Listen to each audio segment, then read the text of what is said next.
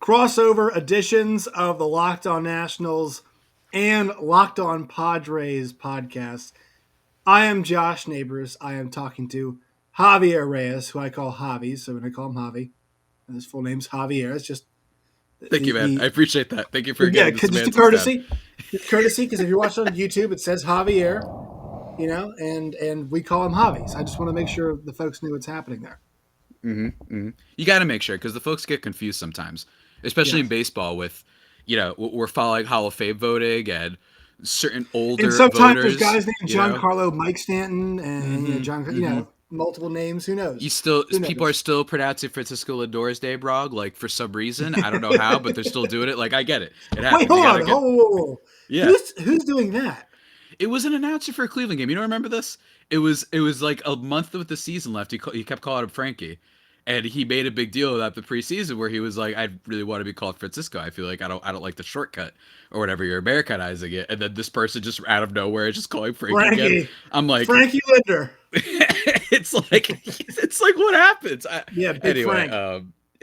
But in fairness, that was the least of crimes committed by announcers this year. So like in fairness, like, yeah, I mean, it's been worse. It's interesting you bring that up because the Nationals had some potential announcer crimes, committed off the camera. Baseball announcers, some of the older dudes that you'll find, one of the older sports. So you and I are here right now talking. The last time that we did a crossover, all right, there was some contention. And so I told you this. I follow combat sports a pretty healthy amount. There are some times when fighters take a fight and you're like, why did he take that fight? Javi, you reached out to me about doing this crossover. I love doing crossovers. I did. I should have reached out earlier. I'm kind of the guy who's like, why would this dude take the fight? Because the last time you and I talked, we discussed who would you rather have at shortstop, Lindor or Trea Turner? And I said, look, there's a legitimate argument for Trea Turner here. After that happened, your man, Lindor, I said Lindor, I'm sorry, Fernando Tatis Jr. Lindor also my man, but it's okay. Yes. Go for it. It's Fernando Tatis Jr. versus Trea Turner. I misspoke. Your man's got relegated. He's no longer allowed in the dirt. They said, hey, go play in the grass. Okay.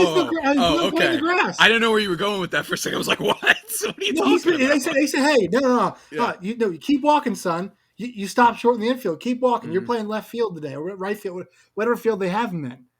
So my argument is this. You might come at me with as a player, I'd probably rather have Tatis. As a shortstop, which was the argument, I like that qualifier. I like that qualifier. No. As a player, as a guy, hey, he doesn't have to do any meaningful fielding anymore in the outfield. Just catch some balls and don't completely F it up or tear an ACL or pull a hamstring. Great, but at the most, I would say second most important defensive position, catchers always have my respect. They have to run a pitching staff and play defense and hit at the same time. That's the hardest thing going on in baseball. Second most important defensive position.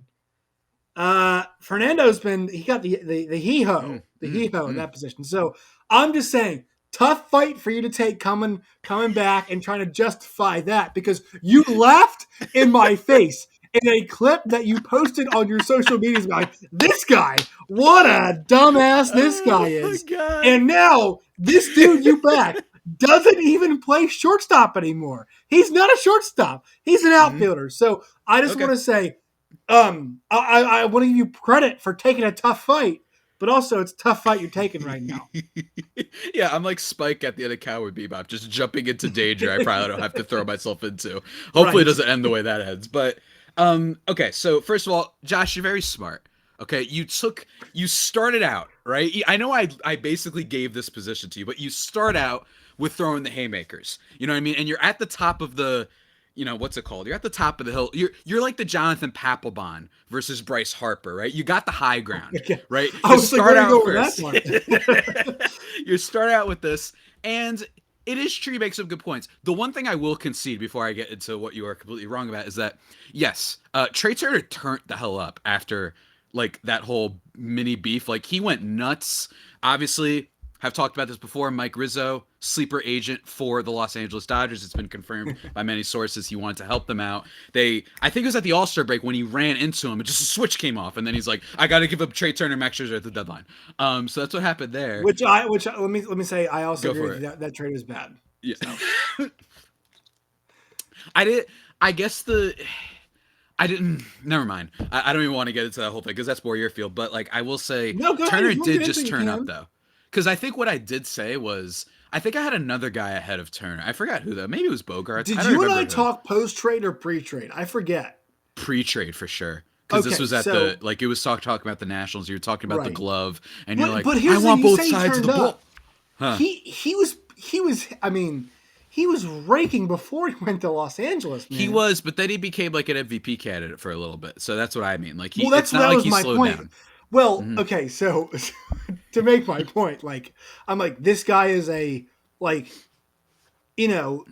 you talk about if he stays in DC and they sign him, just hypothetically, give him the extension, he's the leadoff hitter for name your number of years within 12 to 17. Like, this guy is going to be fast, going to get on base, going to steal bags, going to hit forever. Like, that's just what he does. And so that was my point. It's like, look, he does not have the offensive variety, if you will, of Tatis. But it's the consistency and the, like, hey, go give me short and you go play short, go stand in the dirt over there and play short every day. Also, go hit one for me. I can count on that, and I feel like at this point we can count on it for years to come. So when you say turned up, I'm like, look, yes, did he elevate his game? Correct. But is it at a clip that seemed unfeasible for him before? No, that's kind of where I would say this is what we're used to seeing. Yeah, I mean, that is a good point. He has been doing it for a while. I mean, they do have the World Series and all that. And don't get me wrong, if you want to roast me about my guy Myers, why he's on the Padres, exactly who they sent over in that trade. Yes, like that is a good point, but I first of all, it is it's hilarious, this idea of like, well, you could say you might rather have him over this guy, but like as a shortstop, it's like, okay. So there's a couple things that need to be brought up with this, with the whole being relegated to the outfield, right? So there's a lot of and don't get me wrong, you're smart. You played this correctly. You start out with the swings. People might already tune out by now. I don't know. They might. It's like you get the headline fight game. In there. It's the fight game, Javi. That's how you do it. Exactly. That's how you do it. You put the crazy headline. You say top 50 Christmas movies, and then Home Alone is number 50, right? You know how to drag people in, right? That's what you're doing. I will say that there's a couple reasons for that. Number one, obviously, is the injury with Tatis. And a lot of people were saying, you know what? Let's not stress that shoulder. Let's not have him, more so than the throws across the diamond, just doing those dives. You don't trust him in that position, especially because, it was an injury that kept flaring up throughout the year. On my birthday, it literally flared up again, and he was on the IL for another 2 weeks. Awesome. And then, so you take that into account. So how much of an indictment is that on Tatis' ability to play shortstop? I don't know entirely. Then you look at it as the Padres have a lot of decent infield depth with, defenders and stuff. You could put Ha-Seong Kim there. You could put Jay Cronenworth there. So they figured, you know what, let's hope maybe Ha-Seong Kim figures out a hit. Let's just keep Tatis healthy and also use a guy who was one of the better defenders in baseball in Ha-Seong Kim. Can he hit? No. Obviously, I'm not trying to say that part, but, there was a reason behind that move.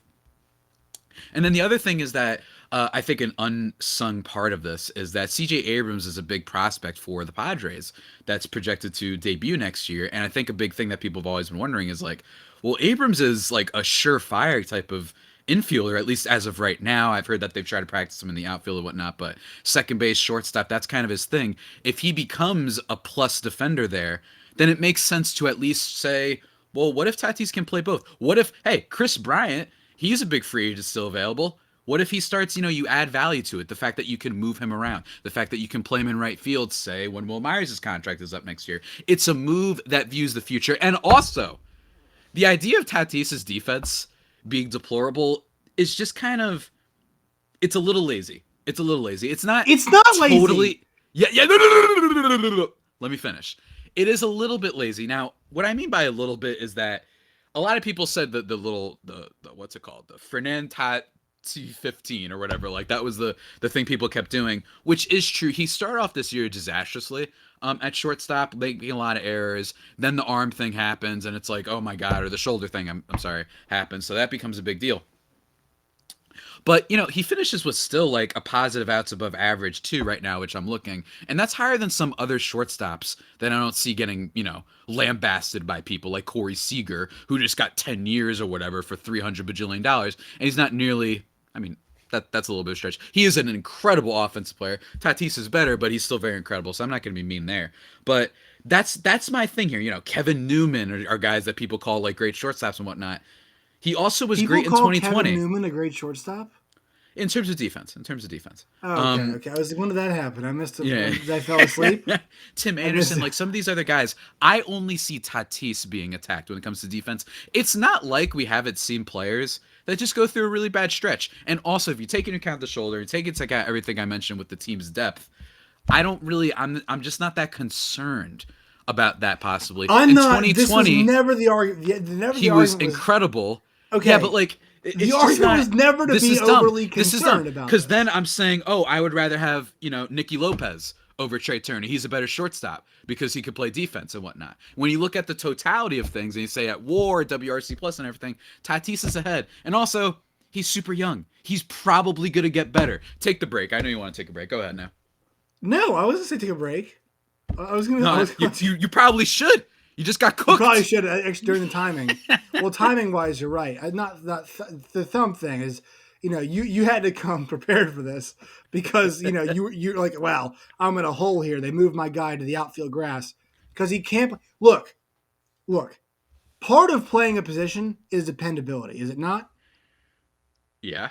Okay. So by hook or by crook, and by injury or by performance, he has not been consistent, nor has he been healthy enough to play the position.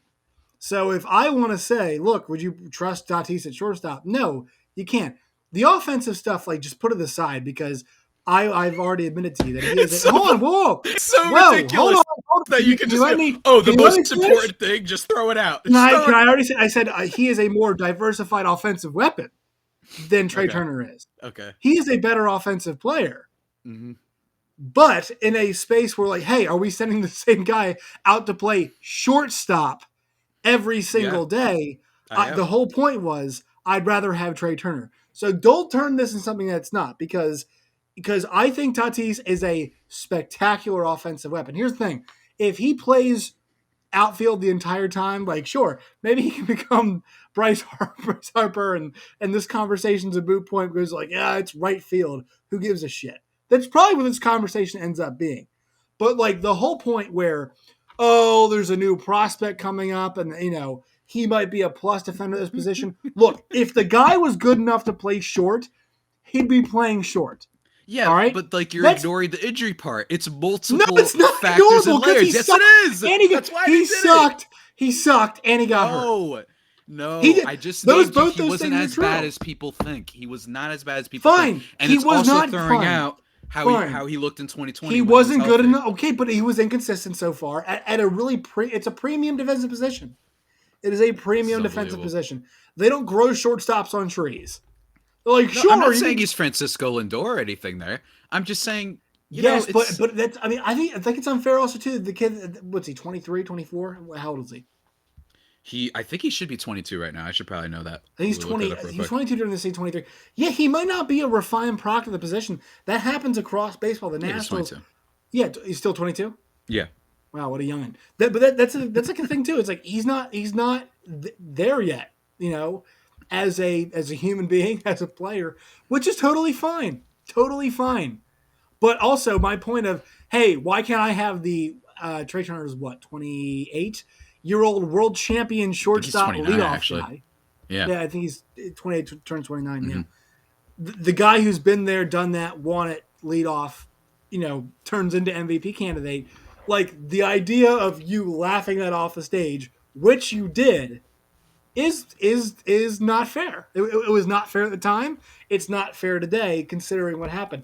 I do consider all of your considerations. So everything you're saying is fair. Maybe we should let the people decide. Let's put the clips on Twitter and everything. You already did. You were like, oh. I know you could do it from your account. All right, You're first doing of the all, Santa laugh. a big No, because reason I did that I'm not clip in the is business because of my putting laugh down a was funny. colleague. I'm not in the business of putting down a colleague. But it's one of those. Shortly Oh my after god. what that happened, your Mhm. man's got booted to the grass. He got moved to the short grass into the patterns. You got the diamonds out there in the And then outfield. they I'm put sure it he enjoyed back. his Well, time. that's another part that we didn't add. They put it back. Yeah, for how many games? I think it was 15. I forgot.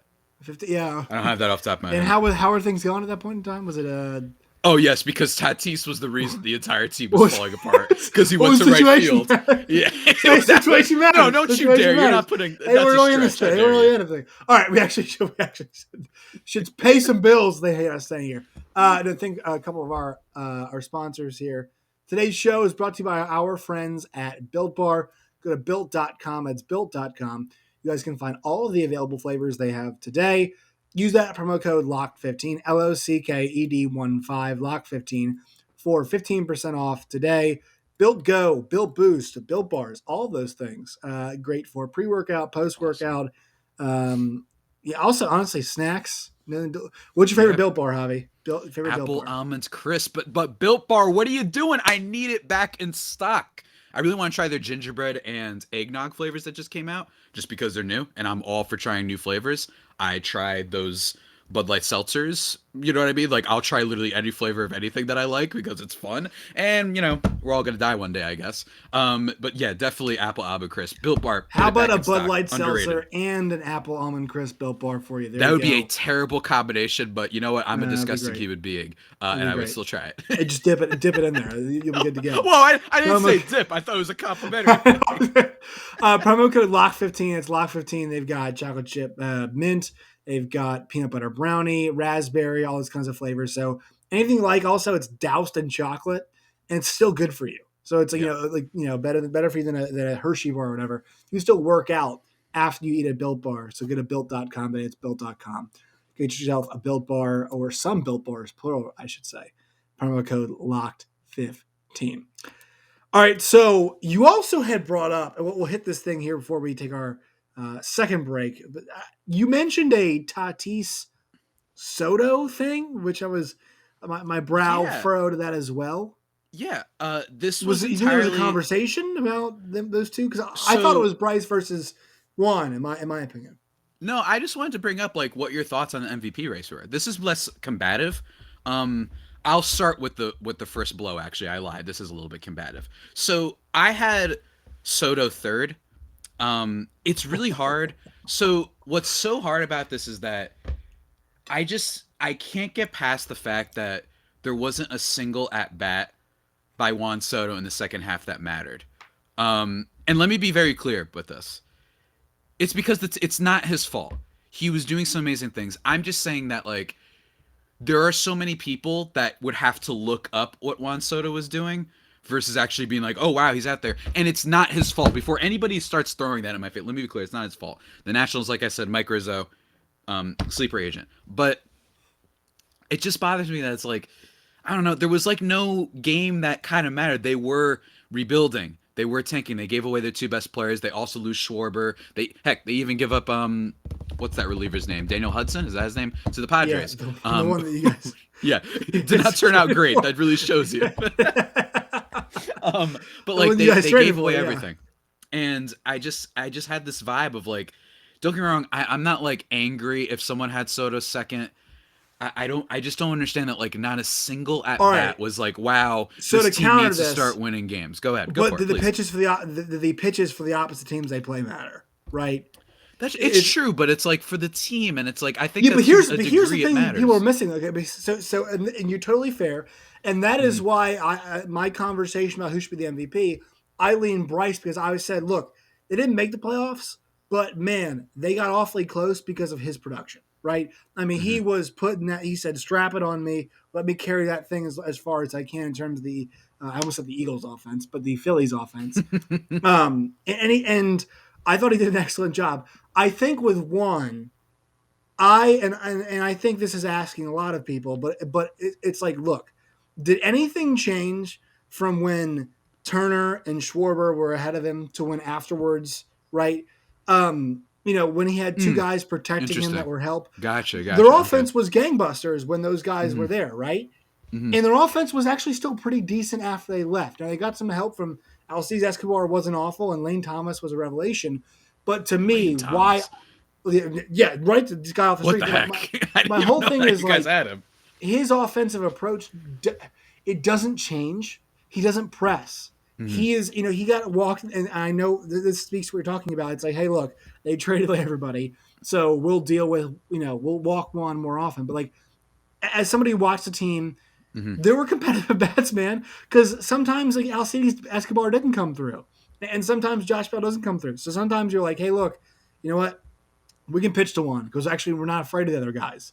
It's almost reversed, right? Hey, Mm-hmm. we'll not pitch to him because we're not afraid of those guys. But hey, like, how much damage could they do? We can still pitch this dude. Mm-hmm. It's gonna be okay. Um, his approach never changes, and that's why I think did he deserve MVP? No. If you were to say, hey, Josh, who is the best hitter in baseball?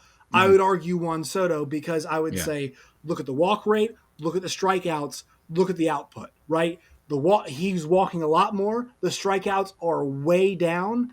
And in terms of production, he's just making things happen.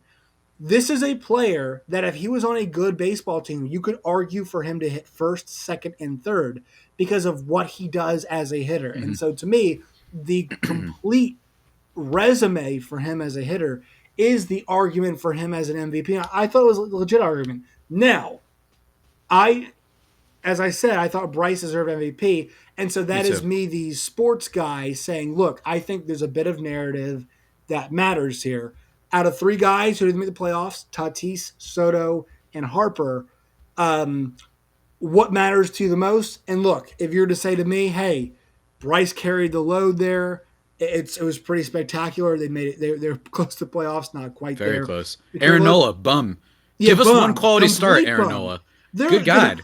Give their us one starting good pitching start. That's rotation. all we asked for. Their Like, come on. rotation, He was on their my fantasy rotation team was this year, shit, so I'm man. It mad. was bad. It was bad. He And was on so my fantasy team. that's why I'm that's for me the argument for Soto is that like look, the games might not have mattered, but there was no drop off in terms of relentless pursuit Mm-hmm. of every at bat, making Mm-hmm. you work your ass off to get rid of me, to get me out, to even walk me in Gotcha. some circumstances. That's why. Okay. It's good valid points. I think that it's just too much of an extreme with the team success thing, but Fair enough. I'm not as like angry. This isn't one that like the Trea Turner thing. Like we could talk about that for hours. And honestly, at this point, it's just let the people decide I would what also they say want. Right? it's a We'll have sport to where do a Mike part two. Trout But yeah, was won the MVP several times, that deservedly is true. so. That is So true. how much is? But I do. But as somebody once again covers football, there's a lot of people who put the value on winning, and I think that should be factored in too. Mm-hmm. Mm-hmm.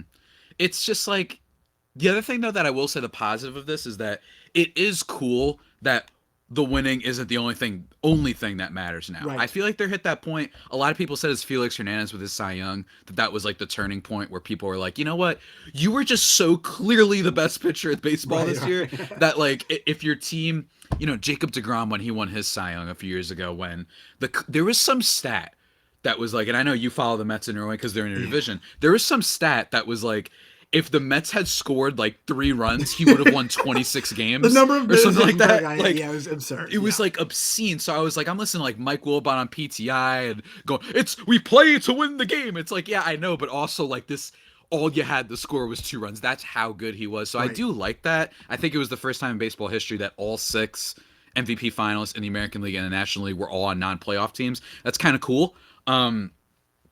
So I'm not that angry about it, but I just felt like it was worthy of a discussion. I think And it Bryce is. You know, Harper I think ended it up is too. winning, and I'm just not angry. That's another thing about all this. I know we were putting on the theatrics before, but I'm also like, man, if someone However, comes to me, however, if someone yeah, like you go up to we go up to Seidler and the Padres ownership and all that, and we're like, all right, let's pretend every player is available in the league right now, right. and someone's like, sorry, sir, we couldn't get Juan Soto. He's like, oh my God, what happened? It's like, we only got Fernando Tatis Jr. It's like, you're not that angry. Yeah, I no, it's really do fair. believe in It's tiers. fair. I really believe in tiers. And I think that the tier 1 right now is like Otani, Tatis, Soto, Acuna. There's someone else.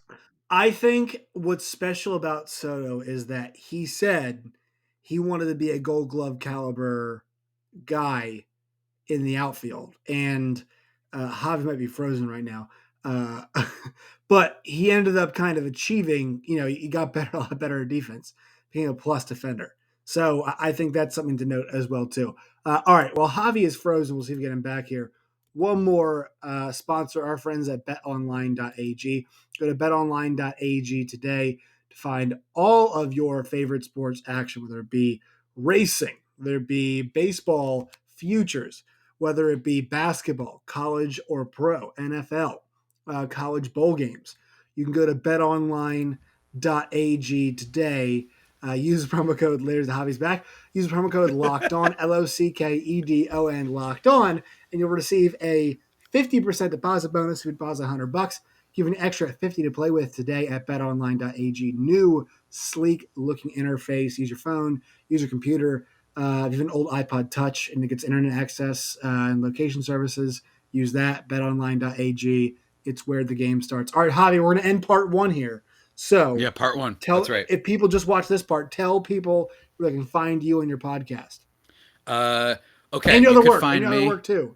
Oh yeah, okay. But firstly, apologies for me just dipping out with the connection for everybody watching the YouTube and all that stuff. I forgot to feed my hamster that's running the Wi-Fi. Got to that really quickly. We're back up. We're good. You could find me at Javipeno, JAVIIPENO, at LO_Padres for the podcast account, obviously. Duh. So you can check that out. Lots of fun memes on there. I actually roasted Josh Bell the other day. Not the other day, but by the time people are hearing this, because among first basemen, he's like last in defensive run saved since 2018. By like, yeah, he hasn't doing much over there, Josh Bell. Yeah, he don't move very well. Yeah, he does move very well. But you can check me out there. Just Baseball is a website that I write for. When it comes to baseball stuff, you guys can check that out. In terms of New Year, since it is a lockout, gonna be talking about a lot of look, I'm trying to flex the creative muscles, whatever two creative muscles that are still alive in my brain. Fictional baseball player stuff, looking at baseball movies, going to be doing that because there is a lockout. And then also, I do write about pop culture sometimes, whether it be favorite games of the year, favorite movies. I just recently watched, what was it that I recently watched? I don't even remember why. The Color of Money? That was rad. It's an old Tom Cruise movie. Yeah, Ever seen that one? Yeah, the movie's awesome. Yeah. Yeah, that movie ruled. Fantastic. I'm like the biggest Spider-Man fan out there. I saw Spider-Man. I saw, what was it, Midnight Run for the first time. I rewatched Swingers. Like, I've been on a winning streak, man. I'm probably going to watch, like, French Dispatch. I don't know what my favorite movies are of the year so far, but, like, going to be talking about that. Got some articles coming out for places like Thrillist, Inverse, hopefully. But otherwise, yeah, just vibing out here. And for everybody that's watching, I hope you have a great holiday and whatnot. Yeah. Find me on Twitter at JoshNeighbors_. You can find on the show at LO_Nationals on YouTube. Just look up Locked On Nationals. And also you can find us wherever you guys get your podcasts. All right, part two coming at you guys here soon. But if you're just watching part one, once again, like Javi said, enjoy your holiday season.